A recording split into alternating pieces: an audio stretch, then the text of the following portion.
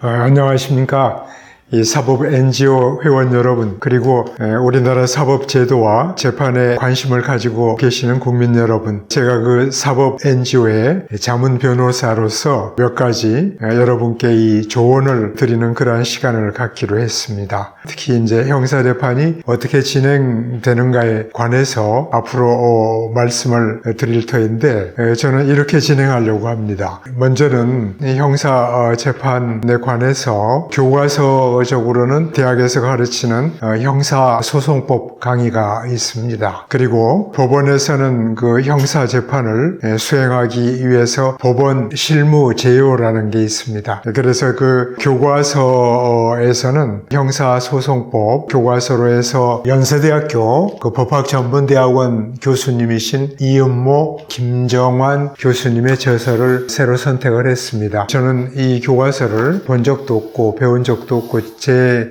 이전에 여러 형사소송법 교수님들한테서 배웠는데 새로 출간된 저서이고, 형사소송법이 개정된 이후에 그 내용이 반영된 그러한 교과서이고, 서점에 가서 보니까 이 교과서가 벌써 제9판이 발간이 되었기 때문에 많은 그 법학도들이 보고 있는 교과서라고 생각이 되어서 선택을 했습니다. 그리고 또 하나의 실무적인, 오히려 이제 이 강좌에서 더욱 기본적인 순서로 잡아서 이 참고해 나갈 저서는 법원 실무제요입니다. 법원 실무제요는 사법연수원에서 2022년도에 1, 2, 3권으로 간행한 것입니다. 그래서 이 법원에서 간행한 것이기 때문에 훨씬 더 실무에 구체적으로 내용을 담은 그러한 저서이기 때문에 이것을 기본으로 합니다. 그리고 이 형법 또 형사소송법, 이 경우는 특히 그 헌법에, 우리가 헌법에 근거를 두고 있습니다. 그래서 그 항상 이 헌법의 이념이 무엇인가를 생각하면서 실정법, 형사소송법도 해석이 되고 적용이 되어야 합니다. 또한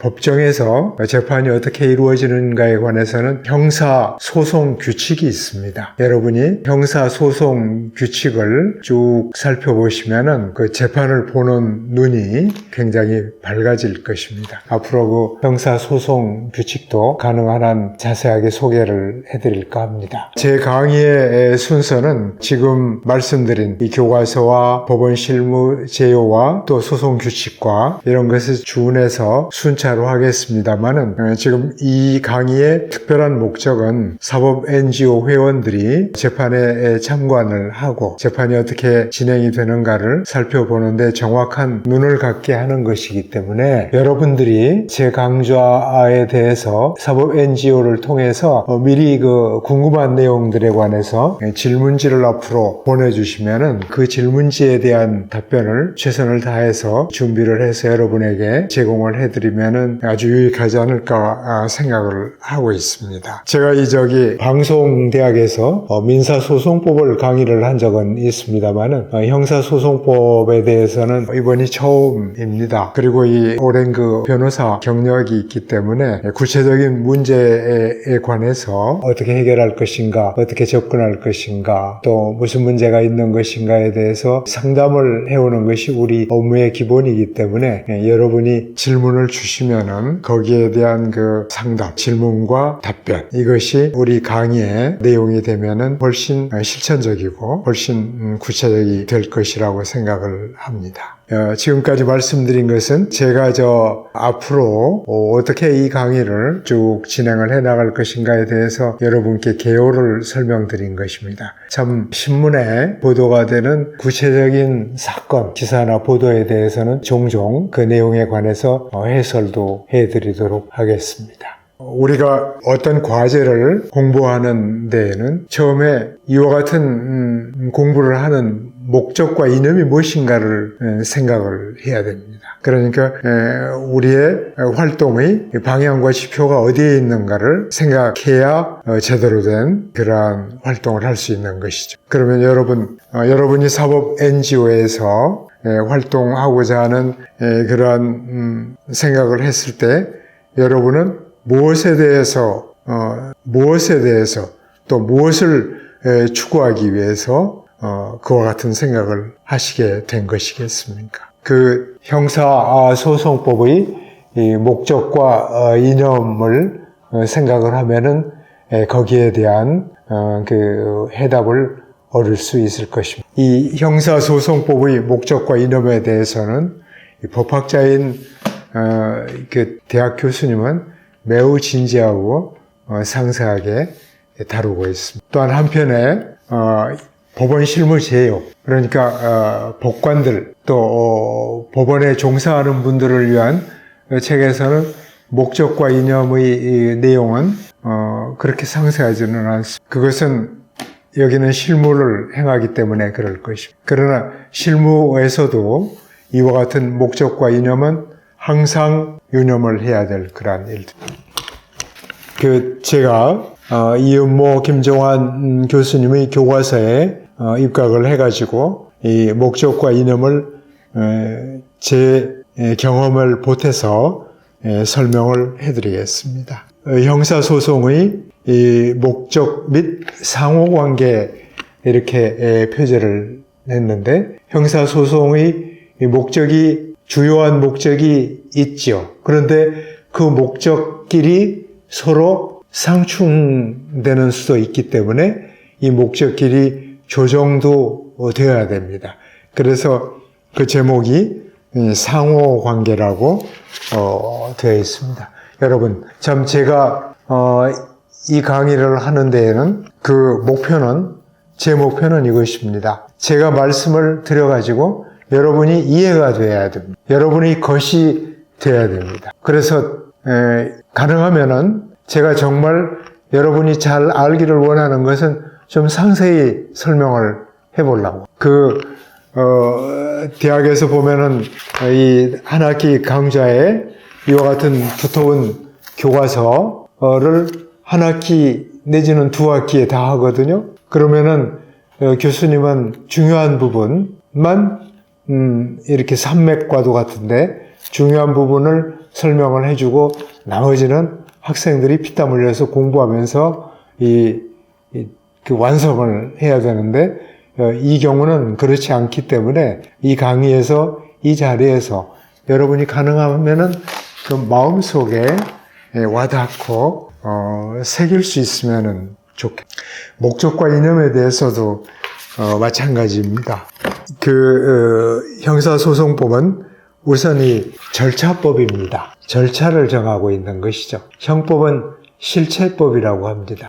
지금부터 하는 것은 절차에 관한 것입니다. 그리고 이 절차가 왜 이와 같이 법으로 규정이 되어 있는가? 그것은 큰 목적은 정의를 실현하기 위한 것입니다. 정의를 실현하기 위한. 여러분이 살아오시면서 정의가 구현되는 것을 굉장히 갈구를 하시죠. 사회 정의가 널리 구현되고 사람들이 자유롭고 평등하고 또 공평하고 공정하고 한 그러한 생활을 할 수 있기를 굉장히 갈구를 하시죠. 그것이 안 되고 있는 것에 대해서 여러분들은 굉장히 큰 고충, 또 비판, 저항 이러한 것을 갖고 있지 않습니까? 지금 사법 NGO의 활동도 과연 여러분 자신이 겪은 어떤 불공정에 대한 깊은 체험이 있어가지고 이 같은 연대의식, 같은 동정의식 이런 것을 가지고 임하시는 분들도 많을 것입니다. 그 쓰라렸던 일들에 관해서 그 한 일생에서 한 번쯤 겪을까 말까 하는 그러한 재판에서 공정한 재판을 받지 못했을 때의 열패감 그리고 분노 이러한 것들이 우리 국민들 사이에서는 많이 있습니다. 유감스럽게도 많이 있습니다. 사법제도가 발전이 된다고 하는 것은 그와 같은 일들이 감소가 되고 아마 아주 없어지지는 않을 겁니다. 아주 없어지지는 않지만은 감소가 되고 우리 사회의 주된 분위기가 그래도 공정성이, 그래도 정의가 실현되는 그러한 사회이어야 한다는 그런 목표를 가져야 될 것입니다. 이은모 교수나 김정환 교수는 정의를 실현하는 것을 첫 번째 목적으로 뒀습니다. 그리고 두 번째를 실체적 진실의 발견으로 뒀습니다. 보통 어떤 범죄를 행했다고 할 경우에 도대체 무슨 행위를 한 것이지? 사실은 무엇이지? 그 사람이 정말 죽였어? 그 사람이 정말 사기를 쳤어? 또 그 사람이 도적질을 했는데 뭐를 도적질을 해갔어? 뭐 이러한 그 실체적 진실, 여기에서 실체적 진실의 발견이 소송법의 이 목적입니다. 이러한 실체적 진실의 발견은 법원, 검찰에서 감당해야 될 그런 사명이기도 합니다. 실체적 진실을 발견해서 정말 끔찍한 것은 죄가 없는 사람을 유죄로 판결을 하는 경우, 그러니까 무고한 사람이 그 형벌을 받게 되는 이 경우는 사람이 보지 않는 가운데 일어난 살인 사건 같은 경우가 가장 그러한 그 위험 요소가 있습니다. 그래서 살인 사건 같은 경우에 나중에 10년, 20년 후에 진실이 밝혀져 가지고 무죄 선고를 받고 그때서 진범이 밝혀져 가지고 또 재판을 받게 되는 그러한 사례를 우리가 많이 들었지요. 그 실체적 진실의 발견에 있어서는 그러니까 유죄나 무죄나 하는 것이 가장 큰 가늠자죠. 그 다음에 죄가 있다고 할 때에도 도대체 어느 정도의 죄를 지었는가? 왜 그와 같은 죄를 지었는가? 이러한 것을 조사하는 것이 또한 실체적 진실의 발견의 영역입니다. 그 다음에는 피의자와 피고인의 인권을 보장하는 겁니다. 인권 보장, 여러분 자신의 인권이 침해받은 경험이 많지요. 또 자신의 인권이 침해받을 수 있다고 생각되는 경우도 많지요. 자기는 지금 침해받고 있지 않지만은 다른 사람이 그 인격이 무참하게 침해를 받고 있을 때 여러분, 나한테도 저와 같은 일이 일어날 수 있다고 생각해서 내가 바로 그 사람이다. 이렇게 해가지고 연대해서 그 인권 침해에 항변하고 또 그걸 시정하기 위해서 같이 합세하는 그러한 사회운동, 사회단체를 많이 보시죠. 여러분이 지금 참여하고 있는 사법 NGO도 그와 같은 성격의 단체 중의 하나이지요. 지금 피고인, 피의자의 인권을 보장하는 것. 이것이 또한 형사소송법의 큰 이념입니다. 아까 처음에 그 상호관계에서 실체적 진실을 발견하고 인권을 보장하는 것과는 그 목적에 있어서 서로 상충될 수도 있습니다. 아무리 흉악한 범인이라고 할지라도 변호인을 선임할 권리는 부여가 되고 또 재판을 받을 권리는 부여가 되고 또 조사를 받을 때 또 함부로 난폭하게 고문을 당한다든지 폭언, 모욕을 당한다든지 이런 일이 발생하지 않도록 하는 것. 그 다음에 인신이 구속, 사람 몸을 구속하는 것. 사람 몸이 구속당하고 안 하고의 차이는 여러분 이번 선거에서도 보시지 않았습니까? 어떤 사람은 구속당한 채로 출마하고 어떤 사람은 구속당하지 않아서 출마한 상태. 그 두 사람의 그 활동의 자유나 내용이 얼마나 큰 차이가 있습니까?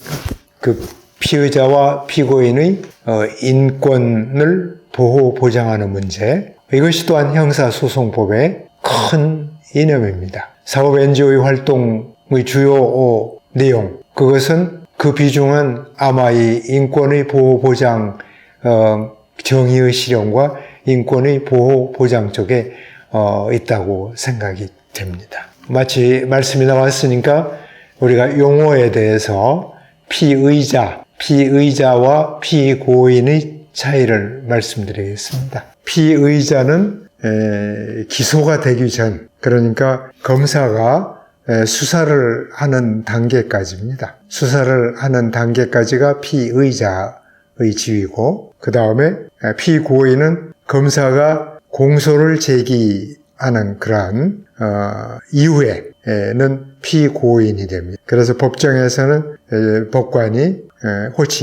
검사나 법관이 호칭이 피고인하고 이렇게 호칭을 하지요. 또 피고인이기 때문에 이제 경칭은 안 하고 피고인하고 부릅니다. 그리고 피의자는 그 이전의 단계입니다. 그리고 여러분 고소인, 피고소인 이런 말씀도 들어봤죠. 이것은 어떤 사건이 있어가지고 누군가를 고소했을 때 고소한 사람은 고소인이고 고소당한 사람은 피고소인입니다. 이것은 죄가 있다고 하고 억울하다고 해가지고 고소를 당한 것이기 때문에 그저 고소인, 피고소인이지 제 의견으로는 피의자라고 부르지는 않아야 된다는 이런 생각은 갖습니다. 고소당했다고 그래서 바로 피의자라고 그렇게 하는 것보다도 검찰에서 고소 사건을 접수를 해가지고 조사를 이제 범죄의 혐의가 있다라고 생각해가지고 조사를 하고 난 이후부터는 이제 피의자라고 불러야 되지 않을까 이런 생각을 합니다. 우리 헌법의 적법 절차 조항, 이 적법 절차 조항 이것은 여러분도 이 용어를 새겨 두었으면 좋겠습니다. 적법 절차 조항. 어떤 실체적 진실을 발견하기 위해서도 적법한 절차를 거쳐야 한다. 불법으로 체포 감금해서도 안 되고 불법적으로 증거를 수집해도 안 되고 이번에 여러분 대법원 판결로 검찰이 압수수색할 때 그 사건과 관련되지 않은 내용을 다른 사건의 증거로 삼는 것에 대해서는 대법원에서 그것은 불법이다. 이렇게 판결을 내린 것을 신문 보도를 보고 보았었지요. 적법 절차 가운데에서 그와 같은 적법 절차는 아주 예민한 것입니다. 그런데 이제 가장 우리 피부로 와닿는 거는 영장을 발부하는 것, 그 다음에 압수수색하는 것, 이런 건 다 적법 절차를 밟아야죠. 여러분 한번 집안이 압수수색을 당해본 경험이 있는지 모르겠습니다만은 검찰이나 경찰에서 한 집을 6시간, 10시간 사사건건 이불속까지 압수수색을 한번 당하는 것을 생각해 보십시오. 조국 사건에서는 압수수색이 60여 번인가 있었다고. 그건 참 비참한 마음을 들게 하는. 이와 같은 절차가 적법한 절차에 의해서 이루어져야 한다는 것. 이건 참 중요한 것이겠죠. 그리고 형사재판은 적법한 절차에 의한 진실의 발견만이 형사사법을 통한 정의의 실현이다. 적법한 절차에 의한 진실의 발견만이 형사사법을 통한 정의의 실현이다. 이 말씀도 여러분 새겨 주십시오. 그래서 이제 아주 흉악한 범인이라고 할지라도 적법한 절차에 의해서 재판이 되어 있지 않으면은 우리 형사소송법상은 무죄로 선고해야 됩니다. 그것은 죄가 없어서가 아니라 적법한 절차에 의한 실체적 진실의 발견이 아니었기 때문에 우리 형사사법제도에 의한 정의의 실현에는 해당되지 않는다. 이래서 무죄 선고가 나는 거죠. 이와 같은 제도를, 이 허점은 아닙니다. 이 허점은 아니고, 그러니까 경찰과 검찰 등 또 법원 등 수사기관, 재판기관에서 이 적법한 절차를 준수하도록 거기에 흠이 없도록 해야죠. 그런데 이것을 교묘하게 이용하기도 하고 그걸 유능하다고 해야 될지 모르겠지만은 하여간 유능한 변호인들을 선임을 해가지고 유능한 변호인들이 증거법으로 인한 법정 투쟁을 해가지고 무죄를 이끌어낸 사건이 많습니다. 그거는 이제 금력과 마피아들 사건이라든지, 우리가 잘 아는 오제이 심슨 사건이 형사사건에서 무죄 판결을 받았던 것, 이런 거는 증거법 때문에 그렇습니다. 증거에 대한 적법한 판단. 그래서 살인죄를 범한 것을 뻔히 알면서도 적법한 절차를 밟지 못했다, 불법 증거 수집이다, 증거의 의미가 뚜렷지 않다. 그 증거에 의해서는 법관의 자유심정, 확신을 가질 수 없다. 뭐 이런 이유로 해가지고 무죄의 선고를 받는데, 그러나 그와 같은 재판의 그물은 벗어났다고 할지라도 오제이 심슨에 대한 민사재판에서는 그 손해배상 책임, 어마어마한 배상 책임의 평가를 받았었죠. 그러니까 하늘의 뜻은 그가 무죄라고 선고한 것은 아니입니다. 그렇게 해서 그런 재판의 결과는 개인한테도 매우 참혹한 그러한 인생의 비참한 몰락을 가져오죠. 오제이 심프슨이 얼마 전에 사망했다는 기사가 나왔는데 아주 비참하게 됐었죠. 신속한 재판의 실현.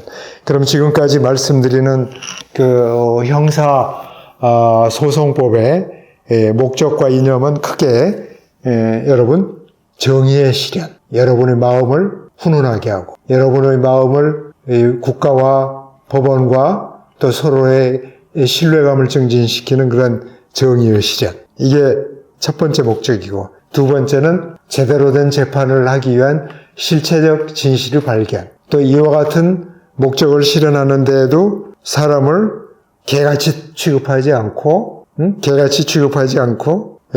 최소한의 인격과 인권을 보장하는 것. 이게 이 형사소송법의 목적입니다. 여러분, 제가 말씀드리는 것이 여러분께 통해졌는지 모르겠습니다. 정의의 실현에 관해서는 앞으로도 많이 이야기를 나눌 수 있을 것입니다.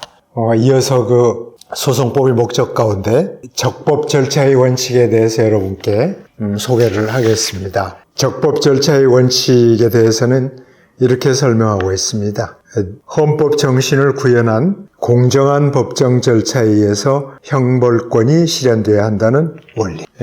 그 내용에 관해서는 적법 절차의 원칙은 인간의 이 존엄과 가치를 인정하고 형사 피고인의 기본적 인권을 보장하는 절차에서 국가 형벌권을 실현해야 한다는 이념. 그 다음에 자유민주주의 국가의 형사 절차로서 요구되는 최소한의 요건을 구비한 절차 또는 국민의 양심과 정의 의식에 정착된 것으로서 그 절차 없이는 자유와 정의가 없다고 생각되는 것. 그 기본 내용이 표현되고 있는 게 우리 헌법의 기본권 보장의 정신이다. 이렇게 설명을 하고 있습니다. 그러니까 우리가 이제 사법제도가 발전을 한 거죠. 그 영장제도는 그 1215년에 그 영국의 마그나카르타 그때 이제 영장제도가 그 서양 쪽이고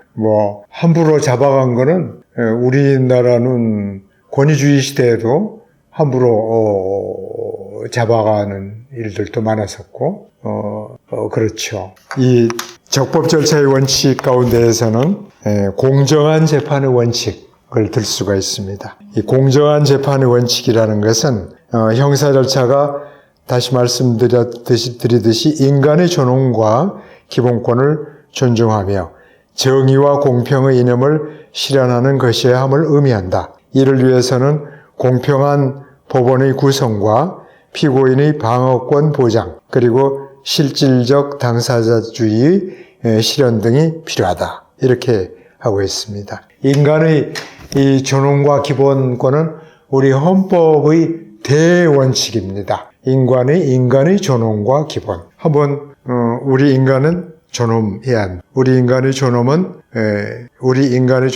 존중돼야 한다. 한번 말씀을 해보십시오. 그리고 우리 인간에게는 이 인간의 존엄을 보장할 수 있는 그 기본권, 이 기본권들이라는 것은 우리의 최대한의 그러한 권리가 아니라 우리 최소한의 권리다. 그리고 이러한 것을 실현하기 위해서 법원이 어떻게 구성이 되어야 되는가? 이제 차츰 해가지고 법원의 구성, 법원이 어떻게 구성해야 되는가? 이 법원이 법관들은 어떻게 선발이 돼야 되는가? 선발이 되고 임명이 돼야 되는가? 또 법원이 우리가 대법원, 고등법원, 뭐 지방법원, 또 뭐 이러한 뭐 즉심 재판도 있고 뭐 여러 가지 있습니다만은 그 법원들이 어떻게 구성이 돼야 되는가? 법원이라고 하면은 법관을 바로 법원이라고 할 수도 있습니다. 이 건물만이 법원이 아니라 이 법관이 있는 곳이 법원이라고도 할 수 있습니다. 그래서 법원이 증거 조사를 하기 위해서 뭐 벌판에 나갔다. 그럼 벌판에 그 법관이 있는 곳, 그것이 바로 법원이라고 할 수 있습니다. 그 다음에 그 법관이 어떤 여러 가지 관계에 있어서 공정한 재판을 하기가 어렵다. 예를 들면은 그 법관이 변호사 시절에 수임받아서 처리하던 사건이 법관으로 임명이 됐는데 그 재판부로 왔다. 라든지 또 법관의 친족, 법관의 뭐 여동생이 재판을 받겠다라든지 뭐 이러한 것이 있을 때는 법관을 그런 법관은 배제한다든지 그런 법관을 기피한다든지 할 수 있고 법관 자신이 이 재판은 내가 할 재판이 아니다 해가지고 회피한다든지 이렇게 해서 이제 공정한 그런 것을 실현을 하죠. 그 다음에 피고인의 방어권 보장, 피고인의 방어권을 보장하는 게 아주 중요합니다. 방어한다는 게 참 어렵습니다. 우리 변호사가 형사 범죄를 저질러 가지고 재판을 받게 된다고 해봐요. 그럴 때 변호사니까 자기를 잘 방어할 수 있을 것 같습니까? 아닙니다. 그 변호사에게도 그 변호사의 얼어붙은 입, 또 오그라진 마음 이런 것을 대변할 다른 변호사가 필요합니다. 방어권을 보장하기 위해서 여러 가지 제도를 두고 있습니다만 그 중에 중요한 게 변호인을 선임할 권리죠. 그 다음에 실질적 당사자주의. 지금 형식적으로는 법원의 판결이 선고되기 전까지는 무죄로 추정하는 이유는 그 사람의 인격과 인권을 보장하기 위해서입니다. 그리고 대등한, 그러니까 검찰과 그 피고인과의 관계가 대등한 관계로 상정을 하는 거죠. 대등한 관계로 보고 무죄로 추정을 하는 거죠. 뭐 뻔히 도둑질 한 줄 알고 본인도 자백하고 뭐 이렇다고 하는 경우도 있지만은 일단 절차상은 무죄로 추정하고 모든 절차를 진행을 하는 것입니다. 그래, 실질적 당사자주의. 사실 그 피고인이 되어가지고 법정에 가면은 또 구속된 피고인은 교도소에서 법정까지 호송차에 실려가지고 오는 것 아니겠습니까? 또 포승줄에 묶여가지고 오는 것 아니겠습니까? 여기에서 나온 그 피고인하고 검사가 무슨 실질적으로 대등하게 어떻게 생각이라도 됩니까? 그런데 실질적으로 대등하다고 하는 것은 어느 때 중요한 의미가 있느냐면은 이 사람이 죄가 없는데 재판을 받고 있는 경우. 그럴 때는 아주 참 중요한 의의가 있는 겁니다. 굉장히 큰 의미가 있는. 그래서 이 떳떳한 사람이 자기를 떳떳하게 주장할 수 있는 모든 절차상의 그러한 지위를 인정을 해주는 것이죠. 예전에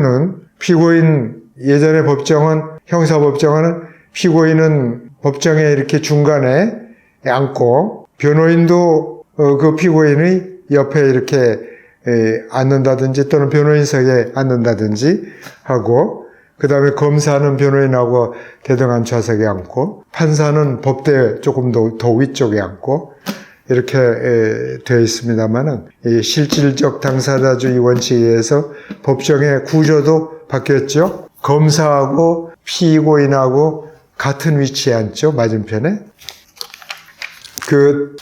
이와 같은 그런 방어권을 충분히 보장하기 위해서 어떠한 권리들을 인정을 해주느냐 하면은요. 우선 검사가 기소를 하면은 공소장 부본을 본인한테 보내줍니다. 이 공소장 부본을 송달받을 권리. 내가 무슨 죄로 기소가 됐다. 그래야 그 공소장에 기재된 내용 이외의 것에 대해서는 특별히 방어할 준비를 안 해도 되게끔 당신을 기소한 것은 이러한 내용이니 여기에 대해서 당신이 변명할 것이 있으면은 변명할 증거, 자료 이런 걸 준비를 해라.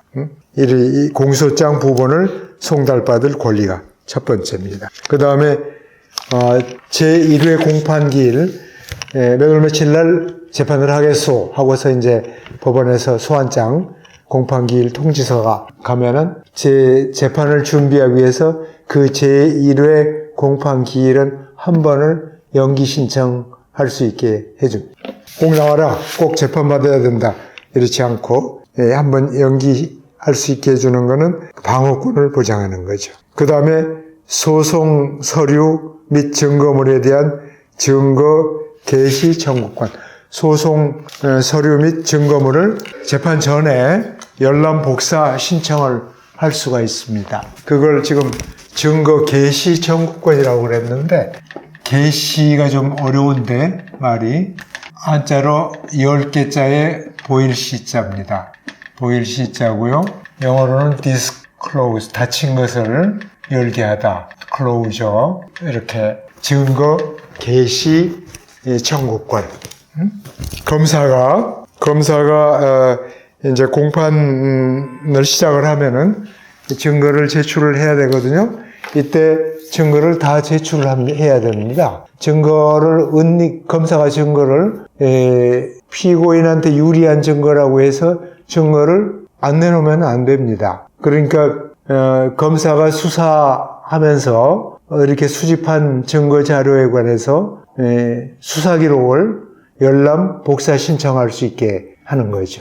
피고인이 자기를 방어할 수 있게. 도대체 검사가 내가 모르는 증거는 어떤 것을 수집을 했는가. 검사한테 조사를 받을 때 검사가 가끔 이런 말을 하죠.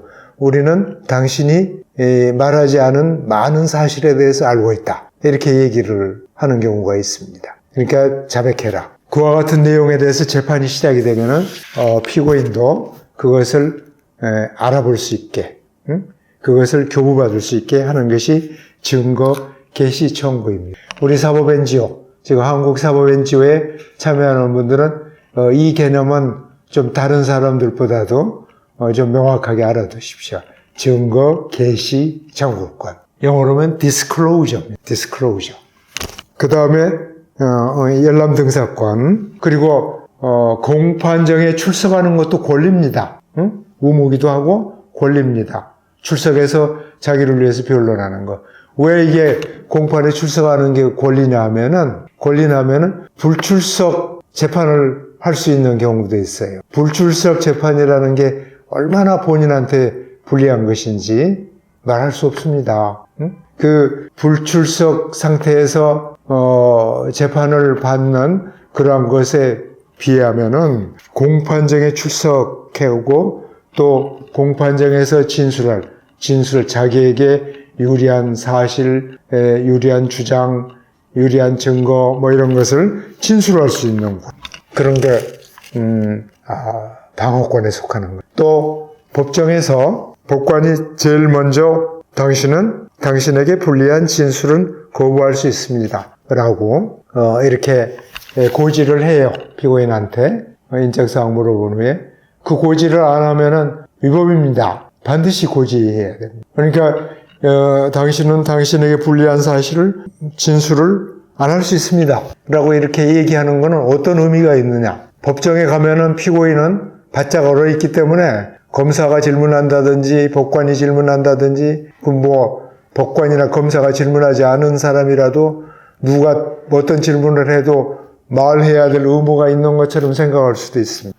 그런데 그렇지 않습니다. 자기에게 불리한 진술은 법관이 묻든 검찰이 묻든 또는 변호사가 묻든 변호사도 피고인이 여럿이 있어가지고 서로 이해관계나 주장이 다를 경우에는 변호인끼리도 다른 피고인의 변호인은 이쪽에 불리한 질문도 할 수 있어요. 그럴 때 진술을 거부할 수 있는 진술 거부의 의의와 범위에 대해서 여러분이 그와 같은 인식을 해주시면 좋겠습니다. 그리고 압수수색할 때 그 참여할 권리가 있습니다. 응? 압수수색할 때 참여할 권리. 그러니까 압수수색할 때 그 피의자 또는 피고소인들이 참여하도록 반드시 통지하죠. 참여하지 않으면 안 되죠. 만약에 본인이 아니면은 변호인이 또 참여해야 돼. 만약에 참여할 수 없으면은 그 압수수색 절차는 중지시켜야지. 그 다음에 증거 신청할 권리는 당연합니다. 그리고 증거보전 청구권. 증거보전 청구권은 수사 중 또는 재판 전에 이 사람이 곧 해외에 출국할 사람이다. 근데 이 사람이 목격한 증인이기 때문에 이 사람 진술을 받아놔야 내가 유리할 수 있다. 그럴 경우에는 증거보전 신청. 지금 선거 재판 할 경우에 투표함 보전 신청 많이 하죠. 그것도 이제 증거 보전에 속하는 거죠. 기민하게 해야 되는 거죠. 이런 것은 실체 형성과 관련된 피고인의 권리이고 공정한 재판을 위한 제도라고 합니다. 또 여러분, 방어권을 실질적으로 보장을 하는데 좀 재미있는 용어인데 무기평등의 원칙이라는, 무기평등의 원칙. 그러니까 실질적 당사자의 원칙. 아까 제가 증거 개시 청구권 말씀드렸죠. 그 다음에 무기 평등의 원칙 또는 무기 대등의 원칙. 이것은 그 중에 중요한 거. 이건 변호인의 조력을 받을 권리입니다. 아까 변호사도 재판을 받으면은 마음이 얼어붙어 가지고 말 못한다고 그랬지 않습니까? 이 변호인은 정말 자기를 위해서 감방에도 찾아와주고, 또 압수수색에도 참여해주고, 또 법정에서 자기를 대신해서 변론을 해주고, 그런데 법정에 변호인이 없을 경우가 어떻게 되는 거예요? 여러분은 입도 없고 귀도 없고, 재판 진행할 때 지금 무엇이 진행해야 되는지 법정 용어로 해가지고 진행을 하면은 알 사람이 얼마나 되겠어요? 또 법관이나 검사가 말을 낮은 목소리로 하면은 놓쳐버리는 수도 얼마나 많습니다. 그러나 변호인이 있을 경우에는 그 재판이 지금 어떻게 진행이 되고 있다는 것을 아무리 낮은 목소리로 얘기해도 그 의미를 정확하게 알고 대응을 해주고. 그래 변호인을 선임하는 게 이제 일반인들 경우에는 비용 걱정부터 하게 되죠. 비용 걱정. 변호인을 선임하려면은 선임료가 비싼. 이거 어떻게 감당하나. 그래, 반드시 변호사가 필요한 재판이 있습니다. 이거는 필요적 변론. 중한 사건의 경우에 필요적 변론인데 나중에 다 또 설명하겠습니다만은 이때 변호사가 없으면은 법원에서 국선 변호인을 선임을 해줘. 국선 변호인은 이제 법원에서 선임을 하고, 법원에서 비용을 지급해줘. 그러한 변호인입니다. 옛날에 국선 변호인 제도가 충실하지 못해가지고, 형식적 변론에 그치는 경우가 많아서, 지금은 국선 변호인 전담 국선 변호인 제도를 두었습니다. 그래서 일반 변호사가 국선 변호인이 되는 게 아니고 전담 국선 변호인으로 활동하는 그분들이 돼 있고, 또 그분들이 사명감을 갖고 하면은 그 재판에 특히 무죄 변론을 한다는 경우에는 굉장히 큰 역할을 하게 되겠죠. 그리고 또 이렇지 않다고 할지라도 법관이 보아서 저 사람 변호인이 좀 필요하지 않을까 할 때는 재량으로도 국선 변호인을 선임을 해주는 그런 경우가 있고, 이 공판 공소장 부분을 송달을 할 때에도 그 재판에 대한 의견서를 재판 전에 미리 제출하게 돼 있죠. 그때 국선 변호인 선임 제도에 관한 내용도 거기에 서류 가운데 포함이 되어 있습니다. 그럴 때 국선 변호인 선임을 신청을 하면은 법원에서 배려를 할 수도 있습니다. 내가 재판을 받을 때 변호인이 반드시 필요하다. 여러분이 사법 NGO에서 법정을 방청을 할 때 만약에 변호인이 없으면은 왜 변호인이 없는 것인가에 관한 그 이유를 확인을 해야 될 것입니다. 그리고 적법 절차의 원칙에는 비례성의 원칙이라는 것을 지금 두 분 교수님은 말씀을 하시고 있군요. 비례성의 원칙이라는 것은 행정행위에서 잘 얘기가 되는 건데, 비례의 원칙, 헌법상도 비례의 원칙 그걸 얘기를 합니다. 이것은 무슨 내용이냐면은 필요한 최소한도의 범위 내에서 조치를 해야 된다는 겁니다. 과도하게 해서는 안 된다는 겁니다. 그러니까 비례성 원칙이라는 것은 국가 형벌권의 실현을 위한 강제 처분에서 문제가 되는데, 강제 수사라는 말 들었죠? 강제 수사에 돌입을 한다. 그걸 영장에 의한 구속 수사라든지 압수수색을 한다든지 이것을 강제 수사라고 하죠. 이때 필요한 최소한도의 의미, 아까 말씀드렸던 그 대법원의 판결, 그것은 비례성의 원칙하고도 좀 연관이 되겠죠. 필요한 최소한도의 범위를 벗어난 거다, 그것하고 상관없는 거다라는 겁니다. 그 다음에 적법 절차에는 형사사법기관의 후견 의무를 두 분 교수님은 또 말씀을 했습니다. 이것은 형사사법기관이 형사사법 절차에 참여한 피의자, 피고인이나 증인 등에 대하여 자신들의 이 권한을 알고 행사할 수 있도록 도와주어야 할 의무가 있다는 거죠. 후견 의무라는 것은 자기 자신의 지위나 권한을 잘 모르거나 잘 행사하기 어렵거나 하는 사람을 도와주는 경우죠. 우리 이제 친족법에서 친족상속법에서 이제 후견인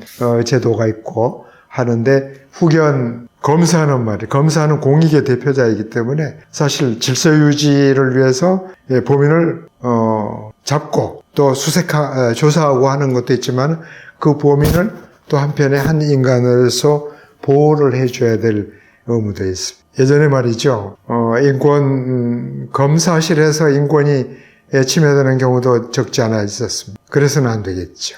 지금은 그래도 아무리 중한 죄를 저질렀어도 검사실에서 폭행당하는 것을 그냥 용인을 할 피해자는 없을 것 같아요. 근데 그렇게 나아가서도 안 될 뿐만 아니라 검사는 후견할 그러한 의무가 있다는 거예요. 여러분, 법원에 가서 보면은 증인 보호 제도, 그러니까 증인이 그 증언을 함으로써 신변에 위협을 당한다든지 법정에 출입하는 것을 위협을 당한다든지 할 것을 보호하기 위해서 따로 이렇게 증인의 통로를 따로 두고 증인이 증언을 하면은 따로 나갈 수 있도록 하는 그런 것 써진 거 보았죠. 법원은 그와 같은 후견 의무도 하는 곳입니다. 이와 같은 후견 의무 가운데 아까 말씀드린 진술 거부권을 고지해야 된다는 것, 증거조사